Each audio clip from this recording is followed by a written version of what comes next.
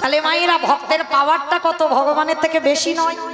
হ্যাঁ, কারণ ভক্ত মনে করলে বাবা ভগবানকে চোখ রাঙাতে পারে, ভক্ত মনে করলে ভগবানকে শাসন করতে পারে, ভক্ত মনে করলে ভগবানকে মারতেও পারে। আবার ভক্ত যদি মনে করে ভগবানকে তার দরজায় বন্দি করে রাখতে পারে। যেমন দেখেছিল এক সপ্তাহ বলি মহারাজ রাখেনি, দরজার ধারে দারোয়ান করে ভগবানকে রেখে দিয়েছিল, বলে ভক্তের সঙ্গে চালাকি নয়। যেমন এই যে 9টা দিন জগন্নাথ মাসির বাড়িতে আছে, জানো তো, জগন্নাথ কায়দা করতে গিয়ে আমার গুন্ডিচা মাসির বাড়িতে বন্দী হলো 9টা দিন। এই পৃথিবী যতদিন থাকবে, জগন্নাথ ধাম পুরী ধামে জগন্নাথ যতদিন থাকবে, যত মহামারী হোক না কেন, কিন্তু 9টা দিন মাসির বাড়ি জগন্নাথকে যেতেই হবে। কেন?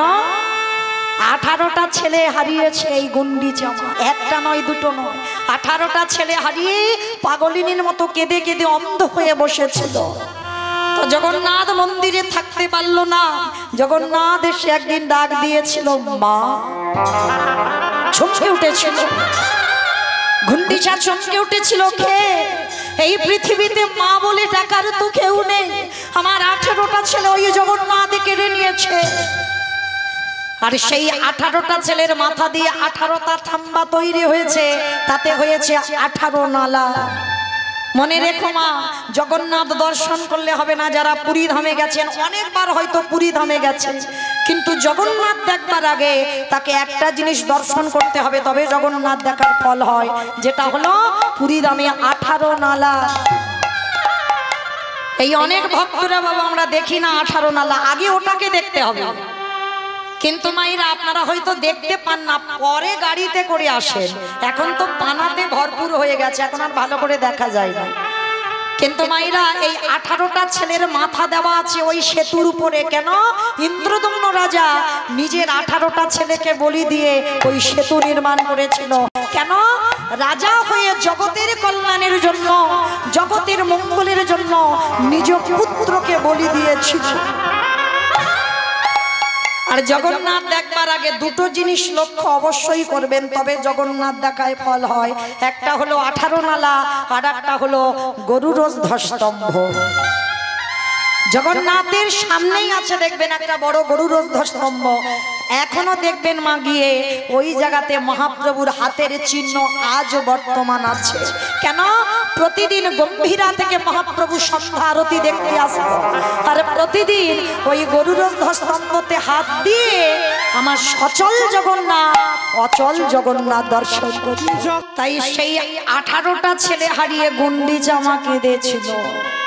জগন্নাথ মন্দিরে কাঠ হয়ে থাকতে পারলো না, অচল হয়ে থাকতে পারলো না, ছুটে এলো ওই গুন্ডিচা মার ঘরে। যেই না মা বলে ডেকেছে, সর্বঙ্গে জগন্নাথের হাত বুলাচ্ছে। কে তুই? আমার তো একটাও ছেলে মা বলে ডাকার নেই, সত্যি করে বল তুই কে? মা, আমি তোমারই জগন্নাথ। চলে যা। কেন এসেছিস আমার কাছে? দেখতে এসেছিস আমি কত সুখে বসে আছি পুত্র হারিয়ে। মা, কারোর যদি একটা ছেলে চলে যায়, আর একটা ছেলেকে কি ভালোবাসে না? পারবি? পারবি আমার সন্তান হয়ে আমার কাছে থাকতে? পারবি আমার হাতের রান্না খেতে? আর আপনারা জানেন মা, মায়ের পরেই মাসিরই জায়গা এই জগতে।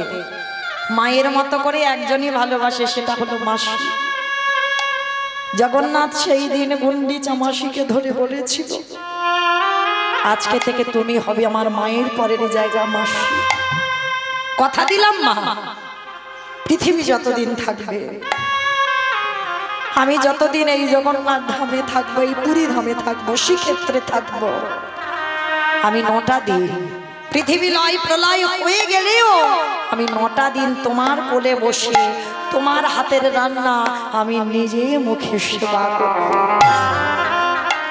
জগন্নাথকে ধরে বলেছিল, জগন্নাথ তুই আসবি? আসবো মাসি, আমি কথা দিলাম এই পৃথিবী যতদিন থাকবে আমি তোমার কাছে 9টা দিন, কেউ আমায় ধরে রাখতে পারবে না। আমি আমার 9টা দিন আমার গন্তব্যস্থল থেকে আমি তোমার কাছে তোমার হাতের রান্না আমি 9টা দিন সেবা করব। আজও সেই কথা জগন্নাথ রেখেছে। আজও ভক্তরা এখনো নিয়ম পালন করে। আমার জগন্নাথ ভক্তের ডাকে মাসির বাড়ি চলে যায়। তাহলে লক্ষ্য করেন, ভক্তই একমাত্র পারে ভগবানকে জব্দে ফেলে দিতে, আর অন্য কেউ পারবে না। যার জন্য 9টা দিন পরে থাকতে হলো নিজের মন্দির ছেড়ে আমার গুন্ডিচা মাসির ঘরে। ঠিক তদ্রূপ 12 বৎসর তুলসী ভাসিয়ে আমার পরম বৈষ্ণব বাবা ভোলানাথ কৃষ্ণকে গৌর করে টেনে আনলো, শুধু নিজের জন্য নয়, কলির মানুষদের উদ্ধার করবে বলে। তো আজকে লক্ষ্য করে দেখেন, এই যে পরম বৈষ্ণব বাবা ভোলানাথ 3টে যুগে শিব হলো, কিন্তু কলি যুগে শিব নয়। কেন নয় মাইরা? এই জায়গাটা একটু বিচার করে দেখেছেন? বাবা ভোলানাথ 3টে যুগে শিব হলো, কলিযুগে কি এমন ঘটনা ঘটলো যে বাবা কলিযুগে আসতে পারছে না, একেবারে অদ্বৈত আচার্য গোসাই হলো? তার একটাই মাত্র কারণ, পরম বৈষ্ণব একটা অপরাধ করে ফেলেছিল। সেই অপরাধটা কবে করেছিল জানো? মহাভারতে যুধিষ্ঠির রাজস্বাই যজ্ঞে। এই জায়গাটা মাইরা খুব মন দিয়ে শুনবেন, কেমন? আপনাদের বোঝার মতো কথা, জীব শিক্ষার জন্য এই লীলাগুলো, এই রামায়ণ মহাভারত, এগুলো সবটাই বাবা জীব শিক্ষা, জীবের চেতনা। এই মহাভারতে যুধিষ্ঠির মহারাজ করেছিল রাজস্বাই যজ্ঞ। যেমন ধরুন আমার কমিটি দাদা ভাইরা এই যে কীর্তনের আয়োজনটা করেছেন, বাবা একা একার দ্বারা হয়? কখনো হবে না। কেউ যদি মনে করে আমি একা একা করব, কখনো পারে না মা। আপনারা প্রশ্ন করবেন, মৌমিতা ব্যক্তিগত কীর্তনগুলো তো একা একা হয়? বলে না। অর্থ হয়তো একজন দেয়, কিন্তু শ্রম দিতে হবে বাবা অনেক মানুষকে, বন্ধু বান্ধব আত্মীয় স্বজন গ্রাম প্রতিবেশীকে বলতে হবে, তবে কিন্তু একটা যজ্ঞ হবে। তো মহাভারতে রাজস্বাই যজ্ঞ হচ্ছে, ভগবান কৃষ্ণ সবাইকে দায়িত্ব দিয়েছে। আর যুধিষ্ঠির মহারাজ বলছে, কৃষ্ণ কৃষ্ণ তুমি তো সবাইকে দায়িত্ব বুঝিয়ে দিচ্ছ, আচ্ছা তুমি নিজে কোনো দায়িত্ব পালন করবে না?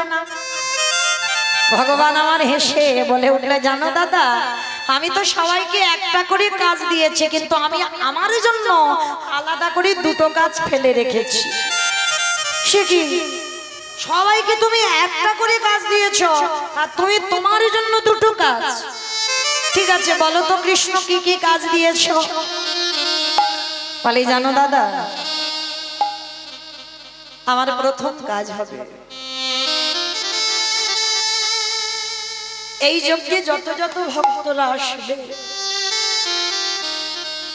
অনুভব করবেন মা, একটা কথা স্মরণে রাখবেন, যার হৃদয়টা কৃষ্ণ নামে না জ্বলে, যার নয়নে কৃষ্ণ নামে বাড়ি না ঝরে, তার মনুষ্য জন্মগ্রহণ করাটাই বৃথা। দেখবেন বাবা, হেসে কীর্তন শোনার শ্রোতা অনেক পাওয়া, লাখ লাখ পাওয়া যায়, কোটি কোটি পাওয়া যায়, কিন্তু একবার কৃষ্ণ নামে যার হৃদয় দোলে, এইরকম ভক্ত জগতে বড় দুর্লভ।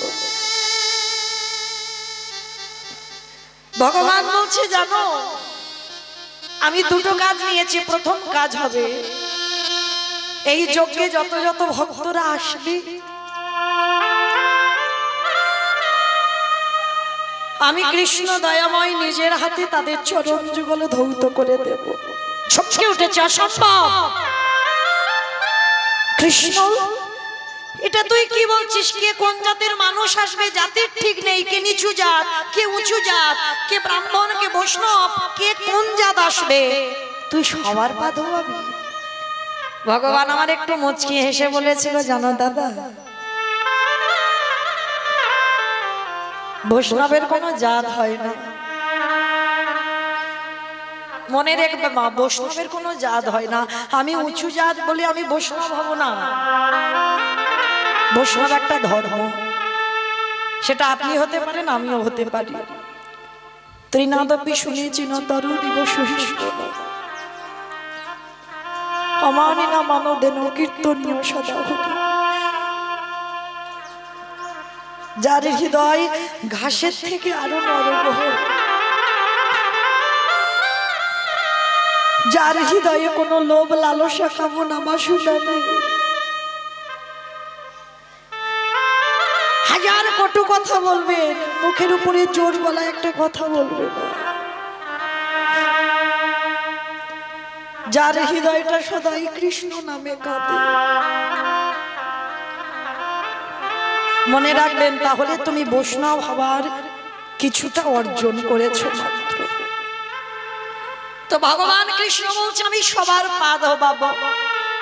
আচ্ছা ভাইরা, এই জায়গাটা একটু ভেবে দেখেছে, যিনি বিশ্বের স্রষ্টা মালিক ভগবান, যার কোনো কিছু অভাব নাই, যে মনে করলে একটা সেকেন্ডে পৃথিবীটাকে লয় প্রলয় করে দিতে পারে, একটা সেকেন্ডে পৃথিবীটা ধ্বংস করতে পারে, সেই ভগবান আজকে রাজস্বই যজ্ঞে পা ধোয়ার কাজ করছে কেন?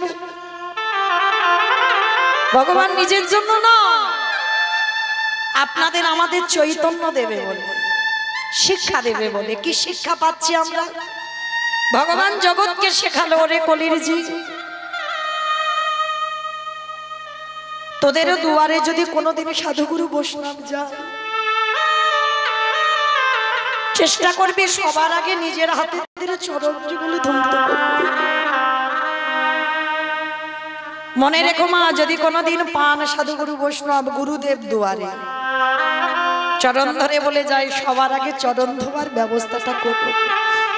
আর যদি বছর অন্তর গুরুদেব না আসে, যে যার ঘরের বাবা মা তো আছে, শ্বশুর শাশুড়ি তো আছে, যদি থাকে, আমি বলে যাচ্ছি না যে রোজ রোজ তাদের পা ধোয়াও, প্রয়োজন নেই। বৎসরে, সারা বৎসরে একটা দিন চেষ্টা করো মা, এই অধম কীর্তনিয়ার কথা যদি কারোর মনে থাকে, তুমি যদি ভগবানকে ডাকতেও ভুলে যাও, ভগবান বললেন আমার থেকে যদি কেউ আমার ভক্তকে বেশি ভালোবাসে, আর বিশেষ করে ভাগবতে সুদামাকে বলে রেখেছিল, সুদামা সবার আগে বড় গুরু হলো যে যার ঘরের বাবা মা, তারপরে শিক্ষা গুরু, দীক্ষা গুরু, তারপরে গুরু হলাম আমি ভগবান। কই ভগবান তো একবারও বলেনি পৃথিবীতে সব থেকে আমি বড় গুরু, না, সবার আগে বাবা মাকে জায়গা দিয়েছে। তাই চেষ্টা করবেন মা, বৎসরে একবার, যেমন ভগবানকে সিংহাসনে রেখে ভজন করছেন, বৎসরে একবার বাবা মাকেও সিংহাসনে বসিয়ে বাবা মার গলায় মালা দিয়ে নিজের হাতে চরণগুলো ধৌত করে, আমরা মনুষ্য জীবনে কর্তব্য, যে মা 10 মাস 10 দিন কত কষ্ট ভোগ করে ধরে রেখেছি, বৎসরে একবার নিজের হাতে বাবা মাকে একটু যত্ন করে খাইয়ে দিও। কারণ ভগবান কৃষ্ণ রাজস্বই যজ্ঞে করে শিক্ষা দিল, তোরা আমাকে দেখে সে নিজে আচরি ধর্ম জীবের শিখায়, নিজে না করলে ধর্ম জীবকে শেখানো না যায়। ও যে ভক্তিতে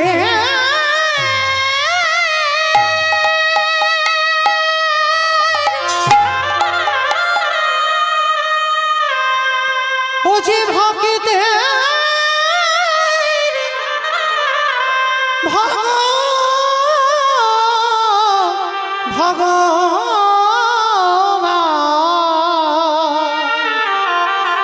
সে যে ভক্ত ছাড়া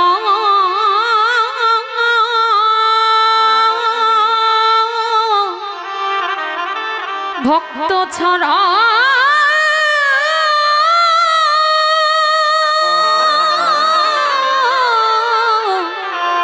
রইতে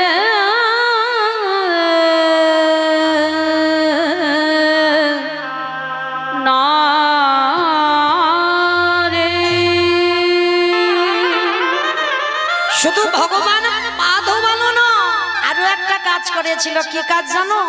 যারা যারা ভক্তরা প্রসাদ পেয়েছিল, কৃষ্ণ আড়ালে গিয়ে ওই এঁঠো পাতাগুলো নিয়ে নর্দমায় ফেলেছিল। শুধু পাতা ফেললো না, আরো একটা কাজ করেছিল। ওই ভক্তরা যখন প্রসাদ পাচ্ছে না, একটু করে প্রসাদের থালাতে প্রসাদ লেগে আছে, ভগবান আড়ালে গিয়ে যেখানে পাতাগুলো ফেলছে এঁঠোগুলো গুড়িয়ে দিয়ে কৃষ্ণ আমার সারা গায়ে মাখছে। যুধিষ্ঠির মহারাজ পিছন থেকে দেখে বলেছিল, কৃষ্ণ কৃষ্ণ এটা তুই কি করছিস? কে কোন জাতের মানুষ এসেছে, সবাই প্রসাদ পেয়েছে, ওদের পা ধোয়াচ্ছে সেটা মেনে নেওয়া যায়, ওদের এঁঠো পাতাগুলো ফেলছিস মেনে নেওয়া যায়, কিন্তু কৃষ্ণ ওদের এঁঠোগুলো নিয়ে তুই ওই রকম গায়ে মারছিস কেন? বলে, দাদা গো আমি ভক্ত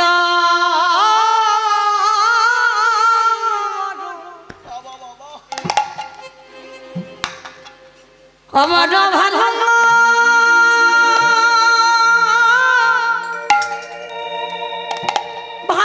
ভালোবাসি,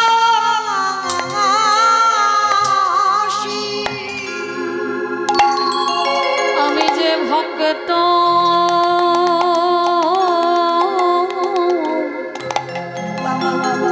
ও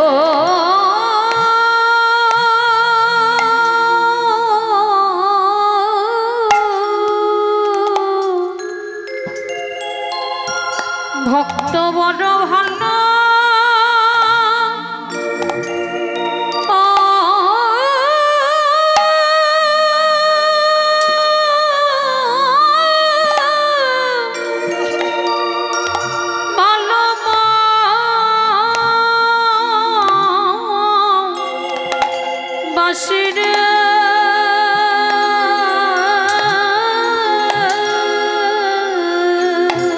তাই তো যুগে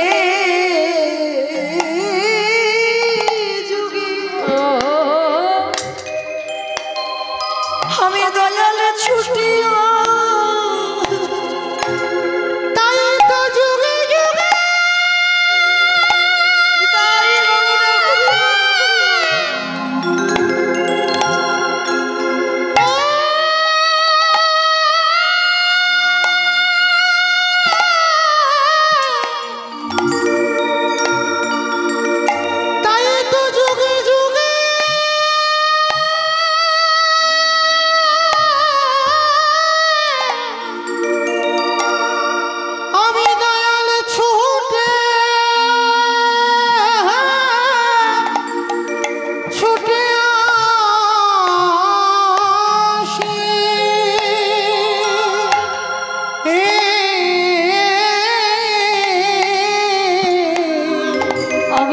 ভক্ত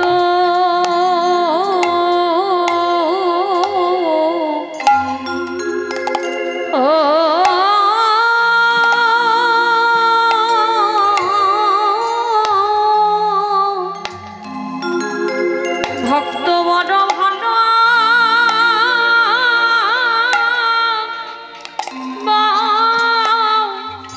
বাসিরে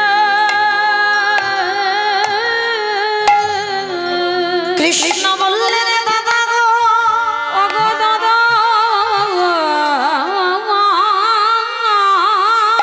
গো, এই জগতে যদি আগে জন ভগিত আমার নয়নে জলি আগে বার কাদা প্রাণী ডাকার মতো ডাকে,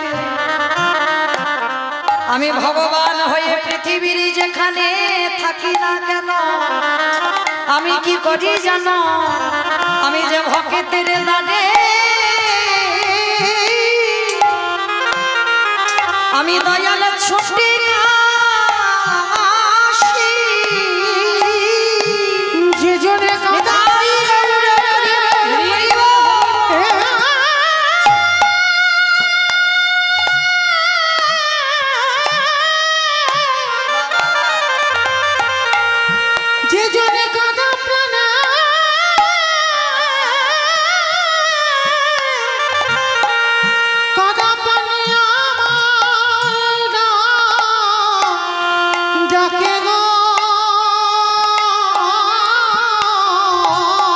ভগবান বললেন, যুধিষ্ঠির দাদা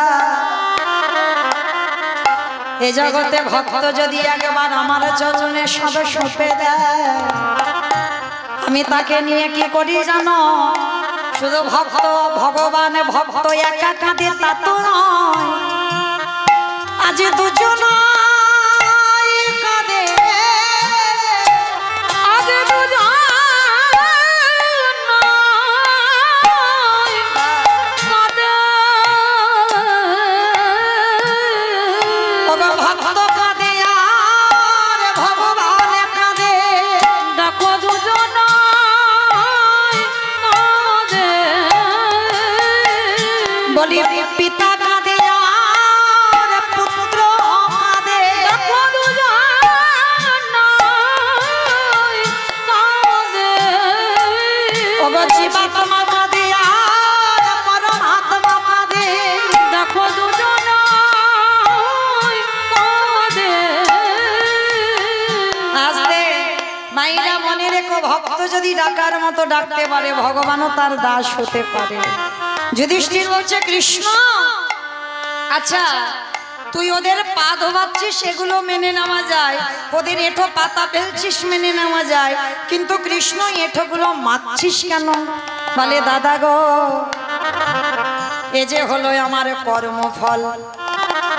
ওমা তুই আবার কর্ম খারাপ করিস? বলে করি না, আমি সিংহাসনে বসে আছি বটে, এই জগতে কেউ কেউ যদি পাপ করে সারা পাপের বিধান আমি তৈরি করি, কিন্তু বাবা যে বিচারে করে জায়গায় বসে থাকে সে যদি ভুল করে তার পাপের বিচার করবে কে?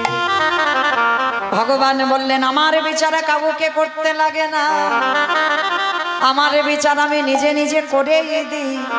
তা যুধিষ্ঠির দাদা বলছে কৃষ্ণ, তা তুই কি এমন পাপ করেছিস? বলে দাদা পাপটা দাপরেতে করি নাই। তাহলে কবে করেছিস কৃষ্ণ? বলে কেন ওই রঘুপতি রামচন্দ্রের অবতারে যেদিন আমি ছিলাম রঘুপতি রামচন্দ্র, সেদিন নিজের হাতে একটা মুনিপুত্রকে হত্যা করেছি। ও বাবা, মুনিপুত্র সে কে? বলে জানো দাদা, যার নাম হচ্ছে বিশ্বের সবার মুনির ছেলে, যার নাম রাবণ রাজা। রাবণ রাজাকে নিজের হাতে হত্যা করেছি অকাল বোধন দুর্গা পূজা করে। মানে আমি চালাকি করে রাবণকে মেরেছি, আর তাতে কি হয়েছে জানো? রামচন্দ্র বলছে আমার সর্বশরীরটা পাপী হয়ে গেল। ভাবতে পারছেন না? রাবণের মতো দুরাচারকে মেরে নাকি রামচন্দ্রের পাপ হয়েছে। এইটা হাসির কথা হলো না? কে কমাইডা, রাবণ কি ভালো লোক ছিল? তাহলে রাবণের মতো যদি দুষ্ট লোক তাকে যদি মারা যায় আর তাকে মেরে বাবা কি হবে? কোনোদিন পাপ হয়? বলে না। জগতে যারা জানে না বোঝে না তারাই বলে রাবণ খারাপ। কি কমাইরা, রাবণের একটা কথা তো আপনারা বলেন, কি বলেন? রাবণের একটা কথা বলেন না, তুই হলি ঘরশত্রু বিভীষণ। কি মাইরা বলেন তো, তুই হলি ঘরশত্রু বিভীষণ, আমার খাবি আমার পড়বি আর আমার ঘরের গল্পগুলো লোকের কাছে বলে বেড়াবি। কি মা বলি না আমরা, তুই হলি ঘরশত্রু বিভীষণ, আমার ঘরের গল্পগুলো সব লোকের কাছে বলে বলে বেড়াচ্ছিস। এগুলো আপনারা বলেন না, আমরাও বলি না। তাহলে বলেছিল কে? রাবণ তার ভাই বিভীষণকে বলেছিল। কবে জানো? যেদিন বাবা ঘোষণা করেছিল রাজ্যে যে রাম নাম করা হবে না, আর যে রাম নাম বলবে তাকে মৃত্যুদণ্ড দেওয়া হবে।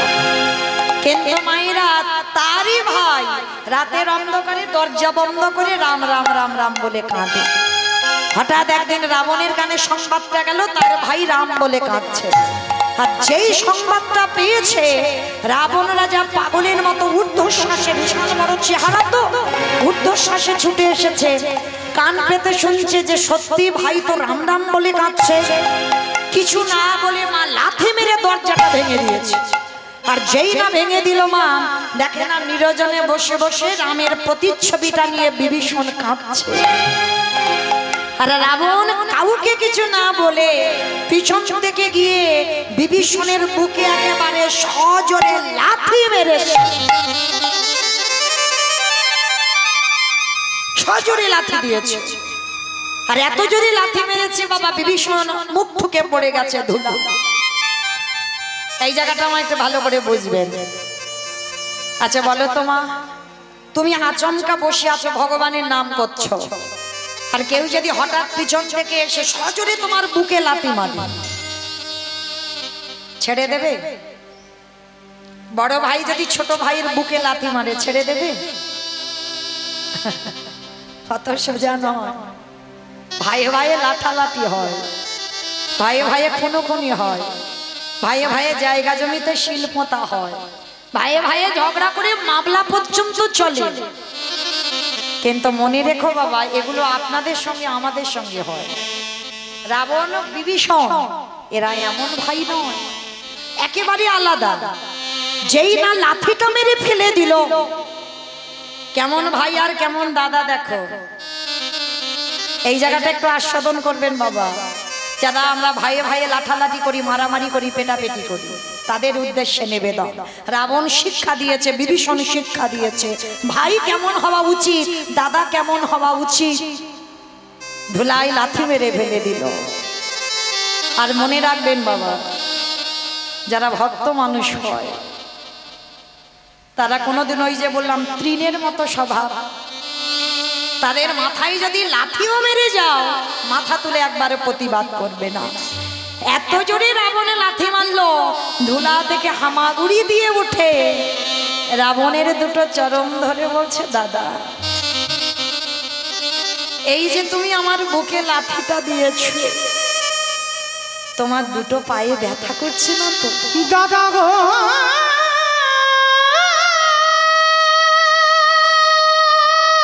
দূর হয়ে যা, ঘরশত্রু বিভীষণ, বেরিয়ে যা, এক্ষুনি বেরিয়ে যা। আমারই কঠিন বুকে বুকে লাথি মেরে তোমার কোমল চরণে কি, তোমার কোমল চরণে কি দাদা লাগে।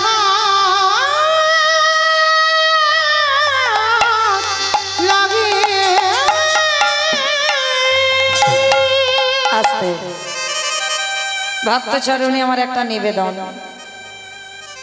আমার দিদি ভাইরা আসছে আপনাদের মতো ভক্ত চরণে একটু ভিক্ষার আঁচল নিয়ে। আমার দিদি ভাইদের হয়ে আপনাদের চরণে আমার একটা নিবেদন। যার যেমন ক্ষমতা আছে, যার যেমন সামর্থ্য আছে, কোনো চাপিয়ে দেবার ব্যাপার নয়। ভগবানের নামে, ভগবত সেবায়। এখানে তো জগন্নাথ নিশ্চয়ই 9টা দিন প্রসাদ পাবে। এই যে জগন্নাথের মূর্তি দর্শন করলেন, যেই জগন্নাথ সেই কৃষ্ণ। তো যখন সাক্ষাতে দর্শন করেছেন, আমরা জগন্নাথ ধাম, পুরী ধাম, উড়িষ্যায় যেতে না পারি, অন্তত এখানে বসে আমার জগন্নাথের চরণে আপনারা প্রত্যেকে কিছু না কিছু দান করবেন। আপনাদের দান নিয়ে যেন আমার ভগবানের সেবার কাজে লেগে যায়। কারণ মায়েরা প্রত্যেকে তো ঘরে ঘরে আমরা সেবা দিতে পারি না, হরিনাম যজ্ঞের আয়োজন করতে পারি না। তো এখানেও যদি দেওয়া যায়, তাহলে এটাও আমাদের ভবপারাপারির সম্বল হয়ে দাঁড়ায়। কারণ ব্যাংকে জমাতে গেলে মা নমিনও লাগে, কিন্তু আমার এই গৌরহরির ব্যাংকে, আমার জগন্নাথের ব্যাংকে যদি কিছু কেউ দেয়, এর কোনো নমিনও নয়, এর নমিনও তো আমার ভগবান তোমার পাশে ঢাল হয়ে দাঁড়ায়। শেষের দিনে তুমি ওই 1 টাকার বিনিময়ে 1 লাখ টাকা যে কোথা থেকে পাবে, তুমি নিজে কল্পনাও করতে পারবে না। তো যাই হোক, সবার চরণে আমার নিবেদন, প্রত্যেকে যারা যারা আছেন, যারা যারা বসেছেন, ভক্তবৃন্দ সবাই যার যেমন ক্ষমতা আছে, প্রত্যেকে কিছু না কিছু আমার ভক্তের আঁচলে অবশ্যই করে দেবেন। প্রেম সে বলো নিতাই গৌর প্রেমানন্দে হরি বল, হরি বল। কারণ ভিক্ষা না হলে সেবা হবে না, ভিক্ষাটা অবশ্যই করতে হবে। ওই জন্য প্রত্যেকে ভিক্ষার আঁচলে দেবেন, এটা নিয়ম। হরিনাম শুনতে এসেছেন, শুধু হাতে শুনতে নেই, ভগবত সেবায় কিছু দিয়ে শুনতে হয়। তো চলেন, যেই না বাবা বিভীষণের লাঠিটা দিয়েছে, আর লাঠিটা খেয়ে বাবা রাবণ রাজাকে ধরে বলছে, দাদা তোমার পায়ে ব্যথা করেনি তো? দূর হয়ে যাবে, এই মুহূর্তে এক্ষুনি তুই বেরিয়ে যাবি। একটা লাথি খেয়ে চলে গেল বিভীষণ। আচ্ছা মা, কোনো দাদা যদি ভাইকে লাথি মারে, কষ্ট কি হয় না? মাঝে মাঝে দেখবেন আপনারা ছেলে মেয়েদের উপরে খুব রেগে যান, আর রেগে গিয়ে মাঝে মাঝে মারধরও করেন না? বড় বড় ছেলে হয়ে গেছে, কিন্তু একেবারে জোরে চড় বসিয়ে দিলে একটা, কিন্তু ছেলেকে মারবার পরে আধা ঘন্টা পরে কষ্ট হয় না? যে বাবা মা মারে সেই বাবা মা আবার ছেলের পিঠে তেল দেয়, দেয় না মা? এত জোরে হয়তো মেরেছে, দাগ বসে গেছে, আবার সন্ধেবেলা আসতে পিঠে তেল দিয়ে দিল। তাহলে আপনাদের যদি হয়, আমাদের যদি হয়, রাবণ তার ভাইকে লাথি মেরে কষ্ট পাইবে? সবাই তো রাবণের বাইরেটা দেখেছে, ভিতরটা দেখি। সারা রাত রাবণ ঘুমাতে পারেনি, শুধু ছটফট করছে ভাইটা কোথায় গেল একটা লাথি খেয়ে। কিন্তু রাবণ ভালো জানে যে আমার ভাই লাথি খেয়ে কত দূর যাবে। ভোর না হতে হতে একেবারে রামচন্দ্রের কাছে গিয়ে ডাক দিয়েছে, ভাই, ভাই রে। যেই না ভাই বলে ডেকেছে বাবা, সঙ্গে সঙ্গে বেরিয়ে এসেছে লক্ষণ। কি চাও? কালকের ভাইকে লাথি মেরে আর আজকের পা ধরে ক্ষমা চাইতে এসেছো? রাবণের তো বিশাল বড় চেহারা, বলে বলে নাই, আমি ক্ষমা চাইতে আসিনি, আমি দেখতে এলাম আমার লাঠিটা খেয়ে আমার ভাই ঠিক জায়গায় এলো কিনা। কত অনুরাগ দেখো রাবণের, আমার লাঠিটা খেলো, খেয়ে ঠিক জায়গায় এলো কিনা আমায় দেখতে হবে না? ওইটা দেখবো বলে আমি এলাম। তা রাম এসে বলছে, রাবণ ওই রকম ভাইকে কেউ মারে? সেই দিন রাবণ বলেছিল, চুপ কর, এই জগতে সবাই শুধু বললো আমি আমার ভাইকে লাথি মেরেছি, কিন্তু শোন ওরে রাম রে, ওটা তো শুধু সাধারণ লাথি নয়, ওটা হলো বৈরাগ্যের লাথি। আমি যদি আমার ভাইকে লাথিটা না দিতাম, আমার ভাই কি এত তাড়াতাড়ি তোর চরণ তলে আসতে পারতো?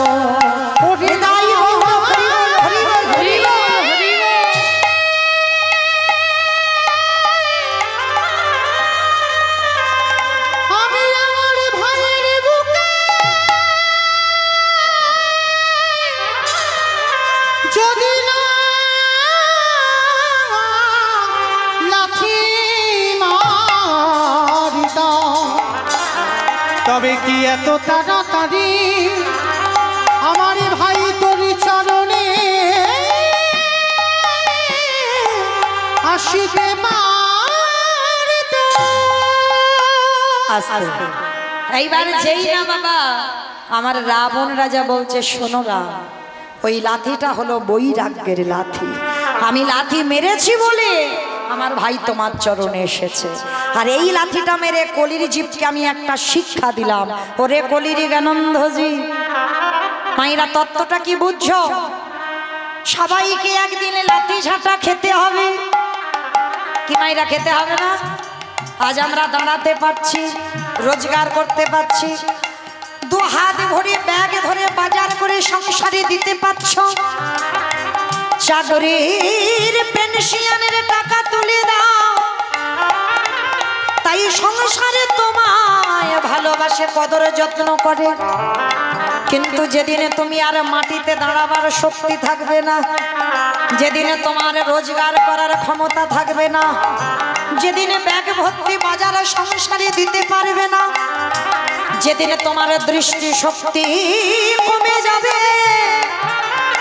যেদিনে তোমার শ্রবণ শক্তি কমে যাবে, যেদিনে তুমি বলার শক্তি কমে যাবে, যেদিনে তোমার দেহের ইন্দ্রিয়গুলো শীতল হয়ে যাবে, যেদিনে বিছানায় শুয়ে তুমি পায়খানা প্রস্রাব করবে, এই সংসার তোমাকে দোতলা থেকে নিচের তলায় নামাবে, বিছানা সজ্জা হবে, পায়খানা প্রস্রাব করবে, সংসারে তোমার একদিন ভালোবাসবে, দুদিন ভালোবাসবে, তিন দিন ভালোবাসবে, তারপরে লাথি ঝাঁটা দেবে।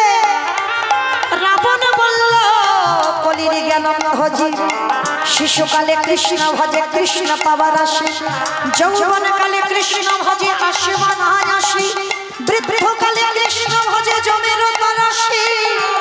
সময় থাকতে যে জন গোবিন্দ চরণ ধরে, তাকে আর সংসারে কোনোদিন লাথি ঝাঁটা খেতে হয় না।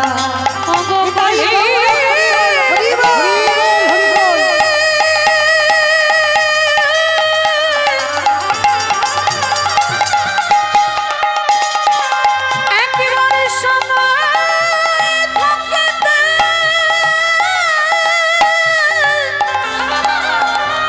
প্রাণে গোবিন্দ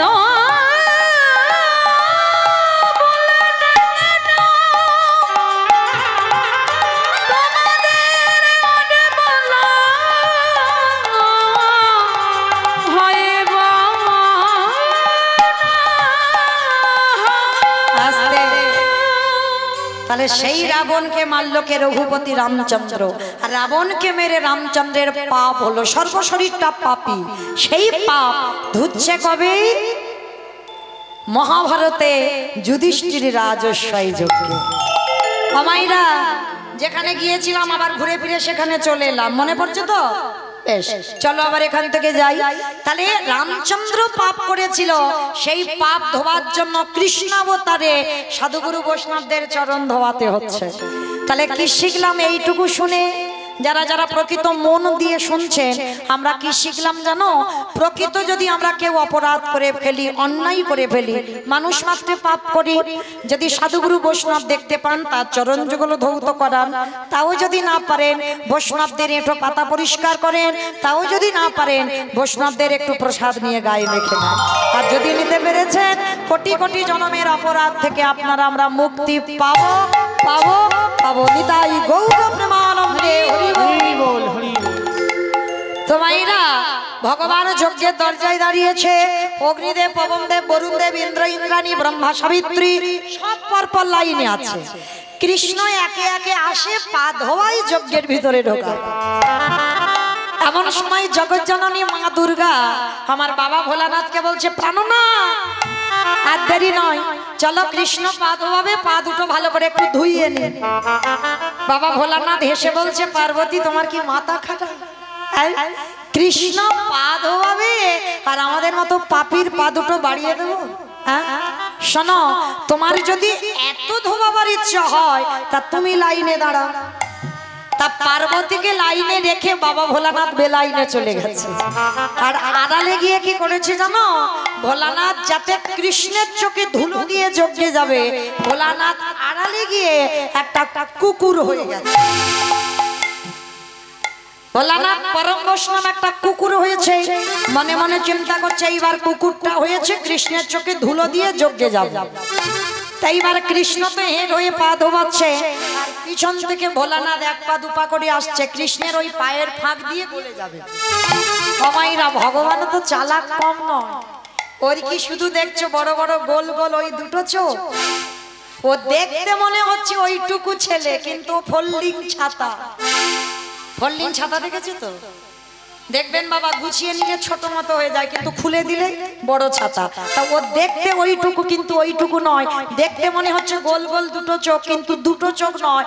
এই যে কে কীর্তন শুনছে, কে শুনছে না, কে হেসে যাচ্ছে, কে গল্প করছে, আর কে বসে বসে, আমি কিচ্ছু দেখতে পাচ্ছি না, কিন্তু যে বাঁকা করে বাঁকা হাতে কি গো ধুলো দিতে পারবে?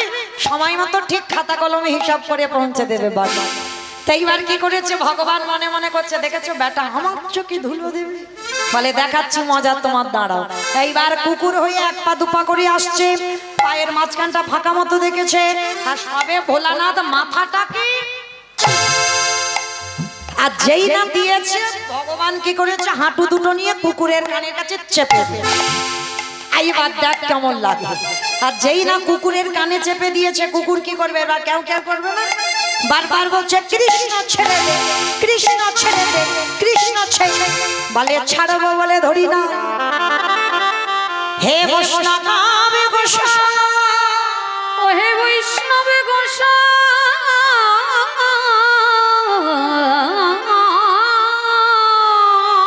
তোমার মতো বৈষ্ণবের দুটো পা ধোয়ালে বোধহয় কম হতো, তাই কৃপা করে করুণা করে আমার জন্য আরো এক্সট্রা দুটো জুড়ে দিয়েছো। মামা বুঝতে পেরেছো আমার কথা?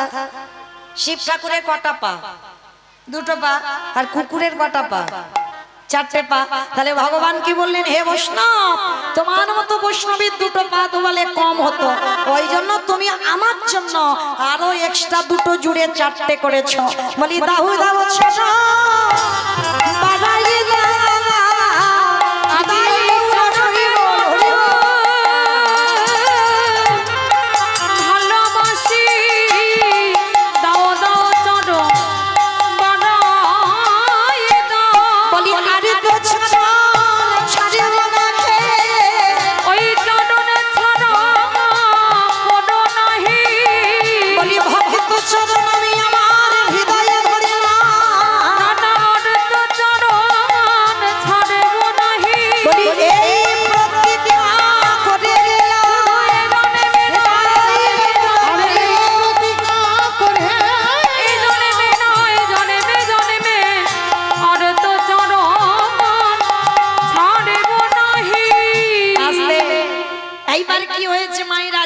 কুকুরের মাথাটা ভিতরে চলে গেছে, ছটফট করছে, কৃষ্ণ ছেড়ে দে, কৃষ্ণ ছেড়ে দে, কৃষ্ণ বলে ছাড়বো বলে তো তোমায় ধরিনি, যারে ধরি তারে ছাড়ি না, যারে ছাড়ি তারে ধরি না।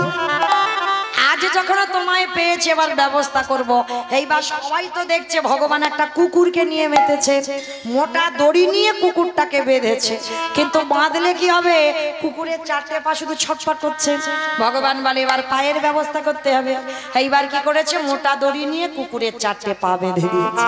আর যেই না কুকুরের চারটে পা বেঁধে দিল, আর কুকুর কিছু করতে পারে, শুধু নয়নে জলে কাঁদে,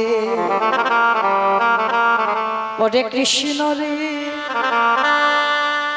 আমি বড় অপরাধী রে, অপরাধী।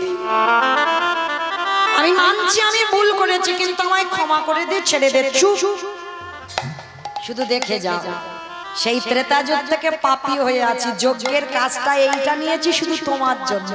তোমার মতো বৈষ্ণবের পা না ধোয়ালে আমি যে রাম অবতারে রাবণকে মেরেছিলাম, সেই পাপ থেকে মুক্তি পাবো কি করে?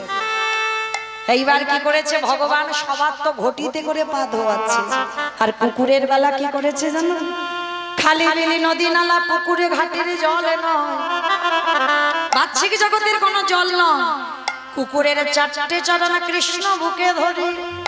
তাহলে কোন জল দিল গো? কৃষ্ণ আমার চোখের জলে চরণ ধোয়াইল। হে বৈষ্ণবে কৃপা কর বলি, চোখের জলে চরণ ধোয়াইল। এইবার সেই ভোলানাথ যেই না ভগবানের চোখের জলটা কুকুরের পায়ে পড়ছে, কুকুর বলেছিল কৃষ্ণ আমি কথা দিলাম আগত কলিকালে আমি আর এই শিবরূপ হয়ে যাব না। কি গো মাইরা মনে পড়ছে, যেখান থেকে এসেছিলাম আবার সেখানে ফিরে গেলাম। তাহলে প্রশ্নটা কি ছিল, সত্যতে শিব, ত্রেতাতে শিব, দ্বাপরে শিব, কলিতে শিব নয়। সেই নয় কথাটা জানবার জন্য একটু রামায়ণ মহাভারতে যেতে হলো। তাহলে সেদিন ভগবানের চরণ ছুঁয়ে প্রতিজ্ঞা করলো বাবা ভোলানাথ, কৃষ্ণ এই যে তোর চোখের জল আজকে আমার চরণে পড়লো, কেউ জানুক না জানুক আমি জানি তুই কে আর আমি কে। আমি কথা দিলাম আগত কলিকালি আমি শিব হব না, আমি হব অদ্বৈত আচার্য গোসাই। আর শোন, তুই আমার কৃষ্ণ হবি না, তুই হবি আমার নদীয়ার নিমাই চা। আমি 12 বৎসরে তুলসী ভাসিয়ে তোকে ডাকবো, আমি তোরে থেকে 52 বছরের বড় হব। আর বড় হয়েও যেদিন আমার ডাকে তুই নবদ্বীপে নামবি, আমার আর তোরে যখন মুখোমুখি সাক্ষাৎ হবে, এই রাজস্বই যজ্ঞে যেমন তোর চোখের জলে কুকুরের পায়ে পড়লো, এই কুকুর অদ্বৈত হয়ে যেদিন তোকে ডাকবে, তুই আর আমি যেদিন মুখোমুখি হব, ওরে এমনি করে চাচা ধরিব হৃদয় গৌর করিব।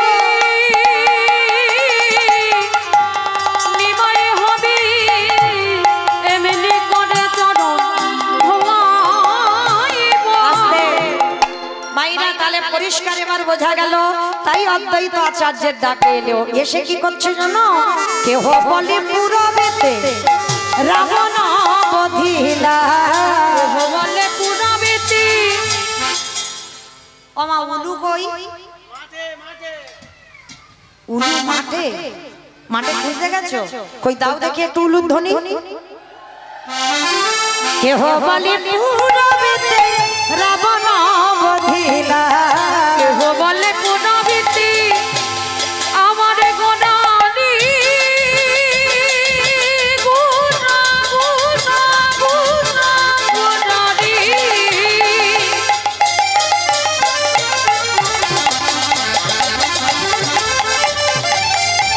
গোনা গোনা গোনা গোনানি গোনা গোনানি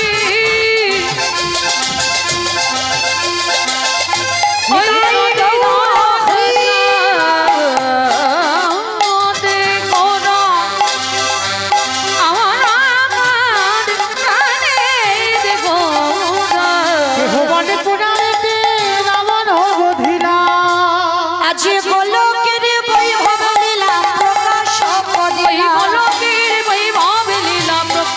করিল,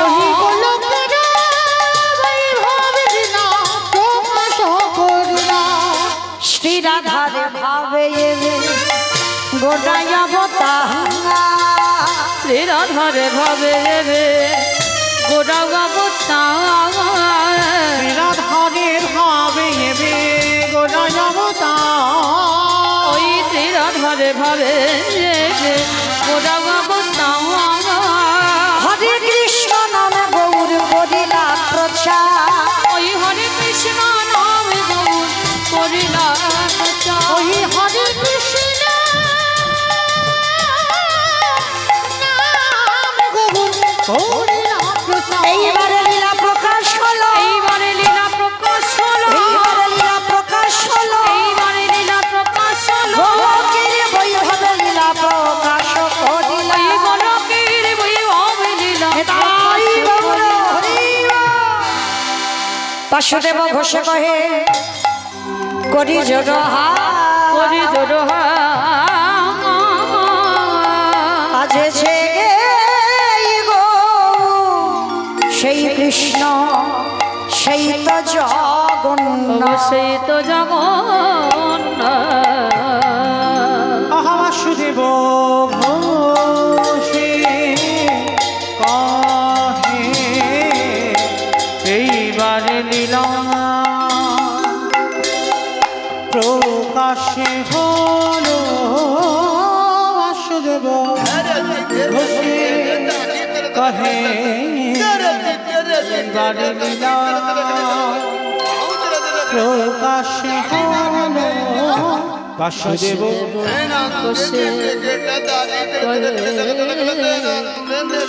এইবারে লীলা প্রকাশ হলো।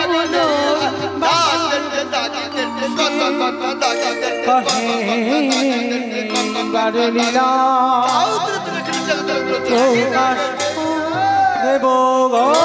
সে কহে নিতাই গৌর প্রমানন্দে হরি বল হরি বল হরি বল। ঘোষে কহে এইবার লীলা প্রকাশ হলো। বাসুদেব ঘোষে কহে এইবার লীলার প্রকাশ হলো।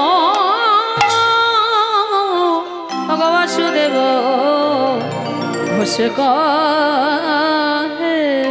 জানি তাই চলুন আজকে আমরা সবাই এবার চলে যাব মধুমাসে ধাম বৃন্দাবন ধাম। তো মাইরা সবাই দেখি এতক্ষণ তো নবদ্বীপে ছিলাম, কই একটু সবাই মিলে বলেন তো গৌর সুন্দরী কি ধ্বনিটা হলো কি? এটাও জয়। আমি বললাম ধ্বনিটা হলো কি, এটাও নাকি জয়। এইটা জয় নয়, একটু প্রেম সে জয় দাও। মানে এত জোরে জয় দেবে, কত দূর যাবে? ক্যানিং যাবে, মালঞ্চে চলে যাবে। এদিকে মালঞ্চ, ওদিকে ক্যানিং। কমা যাবে। এটা উত্তর 24 পরগনা তো, মানে মোটামুটি একটু দক্ষিণে গেলেই হবে, মানে একটুখানি গেলেই হবে। আচ্ছা, তাহলে এই যে উত্তর 24 পরগনা কীর্তন হচ্ছে, একটু দক্ষিণ 24 পরগনায় যাক। কিমা যাবে তো একটুখানি, তো একটু পার হলেই তো দক্ষিণ। তাহলে চলো দেখি হমাইরা কই আগে নিতাই চার গৌরচাঁদের মতো হাত দুটো তোলো তো দেখি, আগে দেখি সবাই। বেশ, একটু জোরে বলবে কেমন? গৌর সুন্দরী কি জয়। বেশ, আচ্ছা যারা যারা ক্যামেরাগুলো করছো সারাক্ষণ তো শুধু আমারই দেখাচ্ছ, কিন্তু আমার সঙ্গে সঙ্গে যাদের সহযোগিতায় কীর্তন ওদেরকে একটু দেখাও, তখন তো বুঝতে পারবে যে কার হাত উঠেছিল আর কার হাত ওঠেনি। কারণ এরা তো দুদিন পরেই কীর্তনগুলো ছাড়বে, তখন দেখতে পাবে আমার সঙ্গে আপনাদেরও দেখা হয়ে যাবে। কারণ বাড়ি বসেও আপনারা নিজেদেরকে দেখতে পাবেন। কই দেখি তোলো দেখি হাত।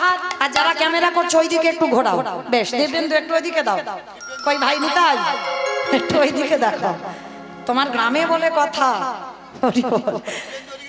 তো একসঙ্গে সবাই প্রত্যেকে বলেন গৌর সুন্দরী কি, নবদ্বীপে ধাম কি, সচির নন্দন কি, বিষ্ণু প্রিয়া কি, ভক্তবৃন্দ কি, হরিবাসন ধাম কি, সাধু গুরু বৈষ্ণব কি, আপন আপন গুরুচরণ কি, কমিটি ভাই সব কি, হরিনাম যজ্ঞ কি, আজকের আনন্দ কি, নিতাই গৌর প্রেমানন্দে।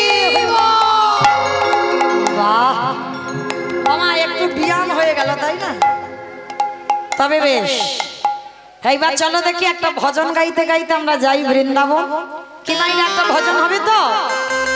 চলো দেখি একটা ভজন হোক। কই আগে একটু উলুর ধ্বনি দাও দেখি। বেশ, বৃন্দাবন ধাম अपार जपे जा राधे राधे ओ रधियल मेरी सरकार जपे जा राधे राधे वृंदावन धाम पावन जपे जा राधे राधे राधे अलबेली सरकार भजे जा राधे राधे ओ रधियल मेरी सरकार भजे जा राधे राधे वृंदावन धाम पावन भजे जा राधे राधे जपे जा राधे राधे भजे जा राधे राधे जपे जा राधे राधे भजे जा राधे राधे जपे जा राधे राधे भजे जा राधे राधे আস্তে হোক। ও মাইনা, আমি আর আমার সম্প্রদায় যাচ্ছে, আর কেউ যাচ্ছে না? সবাই যাচ্ছ? যারা যারা যাচ্ছ এখনো তো প্রসাদ দেয়নি। আচ্ছা দেখি আর একবার দেখি, হাত দুটো তোলো তো দেখি। আর একবার সবাই কেমন? যেহেতু এখন প্রসাদ দেওয়া হয়নি, একটু তাড়াতাড়ি সেরে নিস। চলো দেখি সবাই একসঙ্গে তালে তালে করতালি দেবেন, কেমন? জয় জয় রাধে রাধে।